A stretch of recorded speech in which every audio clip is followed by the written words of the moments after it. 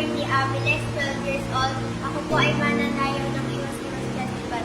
Nagsimula po yung panata ko po kay Tata Epo sa Guillermo po noong 2018 po. Kilala ko po si San Guillermo. Siya po yung ating mahal na patron dito po sa Barangay Luting. Sinasayaw po siya tuwing pista po dito sa Iwas-Iwas Festival. Doon po nagsimula yung panata ko po. Galing po ako sa grupo po ng St. John. Nag-alaga po sa akin si Kuya PJ po, saka sila Ate Aira po. Yung mga naging kaibigan ko po doon, sila Katara po, sila Ate Lamia po, sila Ate Alexandra po, at madami po po. Nainganyo po ako doon kasi sobrang saya po nila kasama pag-practice po.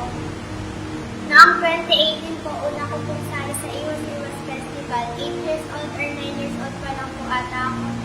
Nikayat po ako ng kaibigan ko po na si Katara.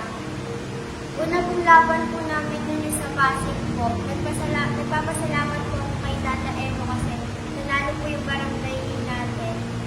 Masaya po, pero medyo nakakapagod lang po kasi sobrang init po. Pero okay lang po kasi paparamdam po namin yung pasasalamat po namin kay Tata Evo at kay San Guillermo. Yung hindi ko po makakalimutan na karanasan yung marami po ako naging kaibigan, madami po ako nakilala ko si ate, kuya po. At yung practice days po namin, hindi ko po makakalimutan yun. May ibabahagi ko po ito sa mga bata sa pagsayaw po ng Iwas-Iwas Festival po para po makilala po po nila si San Guillermo po at Tata Evo.